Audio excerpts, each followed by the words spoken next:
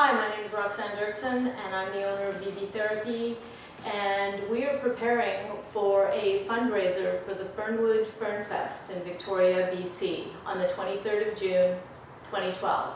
So that's in about a couple of weeks, and we're wanting volunteers to learn this massage routine that I'm going to show you right now so that we can put up a medieval castle where everyone feels like a king and a queen, and we can give families massage therapy for 15 minutes, charging only $5, which will be donated to the Fernwood Festival and the Fernwood Energy. And it'll allow people to have the experience of feeling good for 15 minutes at a very low cost. So we're excited, and I'm going to show you the routine now. So the first step will be to get your person onto the table. So this is Braden, and he's volunteering to be our model today. So would you like to get on the table? Face down, please. You can just put your feet over top of that bolster there and rest your head in here. So each person will have a professional table to work on, and we'll have bolsters, and the person will just lie clothed on the table like this. And this is a 10-step massage process. And we'll have notes for people under the tent, so in case if you forget the routine, you've got help there, and I'll be there supervising all day. So to begin with, we're going to do step one. And step one is to work on the muscles along the spine, here, the erector spinae muscles, and we just want to help to relax those for the person. So we're just going to reinforce our hands, one hand vertical along those muscles and the other one horizontal across, and just some upward pressure. So I'm just kind of pressing down and pressing forward towards his head as I work up the spine. Now this isn't, set in stone. If you feel like you want to do something different, or you've already had some experience doing some massage before and you'd like to position your hands differently, that's fine. This is a 15-minute routine, and so you might want to do this back and forth a couple of times. You're going to have to switch sides, and you're going to have to do it on the other side so the person can feel the benefits on both sides of their body. And I'm just using my body weight. You can see probably more from this angle that I'm using my body weight, and I'm pushing my arms forward and back down again. So that's step one. This is step two. And what we're doing is we're reinforcing our hands in a vertical way, and the pressure is on the heel of the hand, and it's sliding against the closest side of the vertebrae that you feel. So you'll feel the little bumps of people's spinous processes along their back, and you can just slide, and this feels great. How does that feel, Braden? Feels really relaxing, actually. Feels release. Good. And if you feel like there's a place that doesn't move so well, just give it a little extra kind of a rocking motion. You don't want to do this too hard, because if people have tight muscles in their upper back, which often they do, it might give them a little bit of discomfort. So you can always ask them if it's enough pressure or if they'd like a little bit more. And you can work all the way from the pelvis all the way up each side of the vertebrae. So again, here I am rocking and using the weight of my body to just press against him. So this isn't a big physical effort on your behalf.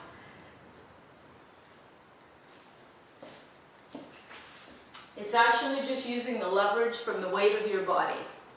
So that was step two. So now you've kind of sufficiently relaxed the muscles along the erector spinae, and we're going to move to the shoulders. So you can do a number of things. You can work on one shoulder here by just again reinforcing the heels of your palms of your hand and just pressing down into the shoulders. So you're just kind of working along the trapezius and the muscles along the top of the shoulder, and just kind of taking some of that tightness off the top of those muscles. You can work on the other side, same hands, working on the other side. And you can kind of Have you ever seen a cat get comfortable in its bed? It always does this kind of like paw walking thing, you know, to kind of make itself comfortable. So you can kind of do that in these shoulders. Does that feel okay? Feels very nice.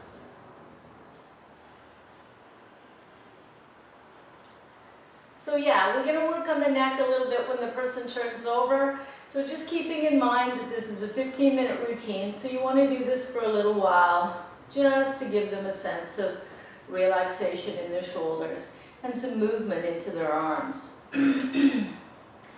Now, you can just continue that kind of cat walking. This is step 4, down their spine. So you're kind of leaning and reaching over this person, and you're going all the way to their pelvis. And then you're going to walk back up. How does that feel? I really like the pressure and the areas that you're putting pressure on. Okay, so this person likes the pressure. You know, he's young, he's muscular, so you can put a bit of pressure on. If you're working on somebody who's older or more fragile or a kid, kids don't like a lot of pressure. They like to just be gently worked on. They just kind of like the touch, so you can kind of ease off. Now, this is a nice step to this, so we're going to walk up and down a few times, and then you're going to ask the person to bend their legs. So they're going to bend their legs up like this, and then you're going to ask them to drop their legs to one side, and when they drop their legs down to one side like that, you can just kind of stretch their lower back a little bit on the opposite side to where they're dropping. And then when they come back over, you can keep your tension there, and you can put the pressure of your body down like that. How does that feel? It feels really releasing, actually.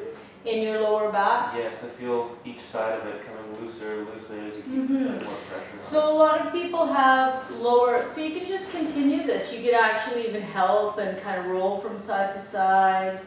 You know, some people won't have a lot of flexibility, so they won't move themselves very much. So you can ask them, oh, can you go a little bit more? Can you bend your leg a little bit more? And then come back over to the other side one more time. Great. Okay. And then you can walk back up.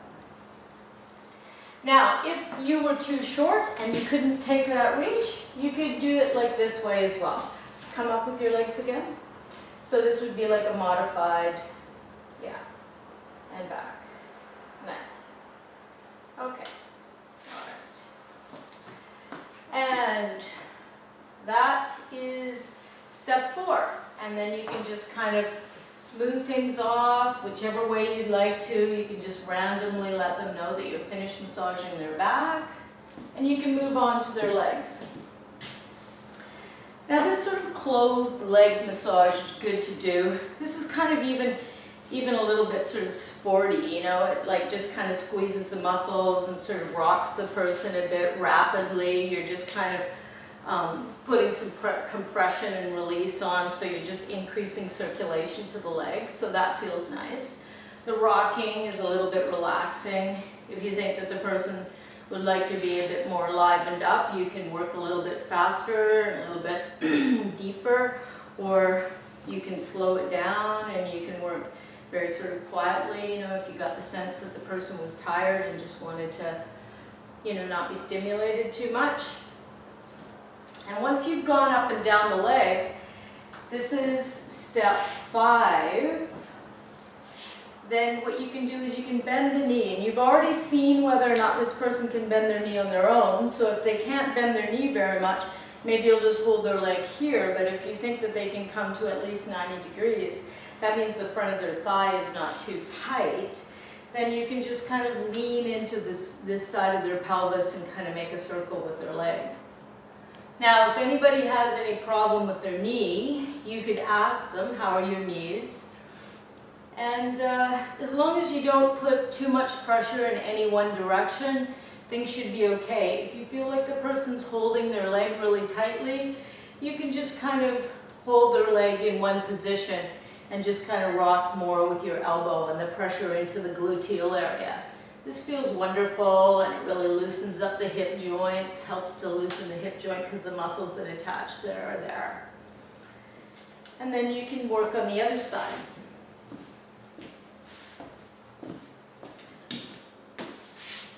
So again, if you're in the, if the person has really tight muscles, you can, work a little bit deeper on them. If they're a child, like I said before, you can work a little bit less deeply, and you can reinforce your hands like this into the bigger gluteal and hamstring area, or you can use your hands just to squeeze like this.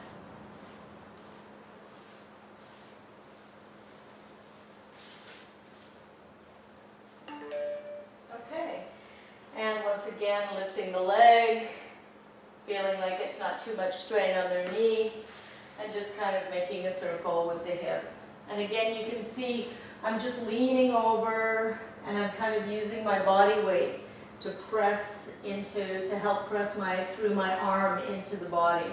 So again, it's not that much work on my part. Okay, and then you can just finish with some hip kind of moves where you take your hand and put your hands together like this and keep the fingers really loose. And you can make this chop-chop movement just by the relaxed sensation of your hands. And this is just kind of nice, stimulating move. This fundraiser we're doing is during the day, so, people have to get up off the table soon. So it's just some stimulating the circulation in the muscles in the back and legs. Okay, and after you finish off with just some stroking like that, then they know pretty much that the massage is over on that part, and you can ask them to turn over and lay on their back. So could you turn over, Braden, and just slide yourself down so that you're lying on your back and you're... For sure. Yeah, put this underneath your knees. There you go. And you can take the face cradle of the table and just flatten it so there's some room there. And we'll have some stools at the end of the table.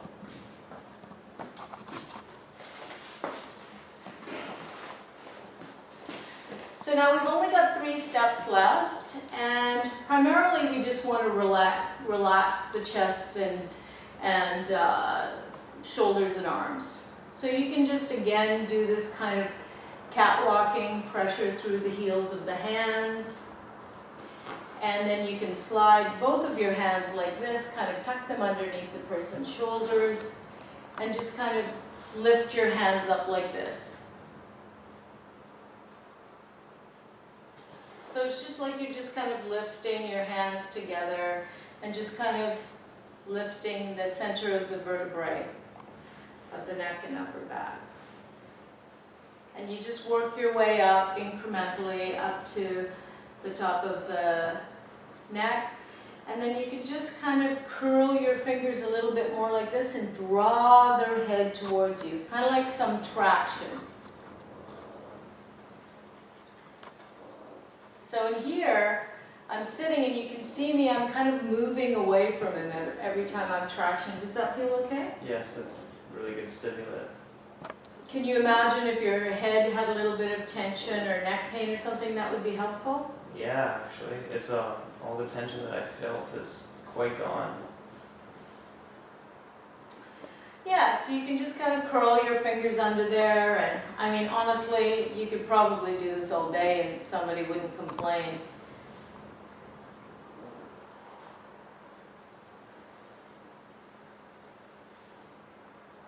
And then the other thing that we can do for the neck is you can take your hand like a C, like a letter C, and you're just squeezing like this, so you're keeping the thumb together with the hand.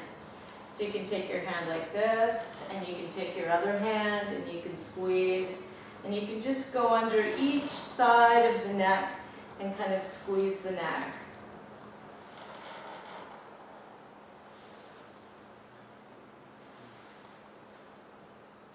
This might feel a little bit awkward at first, but after a while you'll get kind of the hang of it. Just make sure you have your nails nice and filed before you come on the day. And then you can go back to this kind of pressure here and see if things are moving a little bit better, you know, the arms side to side, a little bit of movement in the head. That's sort of an indication that things are more relaxed. And you can go back and pick up the head again with this pressure upwards. So you can repeat those moves a couple more times. Traction of the neck a little bit more. And then I want to show you a special move that you can do for the shoulders and pecs. And if you feel uncomfortable to do this, say, on a young woman or a girl, then you don't have to if we have any of those people coming to our booth. But this is a wonderful feeling on the pectoralis muscles, which get really tight around the rotator cuff too. And you can just put your hand on sort of an angle just above the clavicle or the collarbone, and you just draw back the arm. Now, if people have range of motion problems in their shoulder, you might only be able to bring the arm to here. So again, just like with the knee, you want to be prepared to sort of be able to modify your pressure and what you're doing. So it's just kind of each time I press down, I bring the arm back, and then I release. How does that feel? Feels good. Feels nice. Now you can just take your body weight, and hopefully we'll have enough room in our tent for this, and you can just kind of, you know, shake out the person's arm, you know, give them a little bit of traction on their arm, just kind of, hello, how are you doing? And give them a couple of squeezes on their hand here again, just kind of, and let their arm relax on the table. Now do the same thing here, and you can watch it again from the side. So you just ask the person to bend their elbow. You can hold them at the wrist. Probably better to hold around the wrist or below the wrist. And once again, my hand is just on an angle like this, and I'm just bringing the arm back like that. So it's kind of just like a bit of a lever.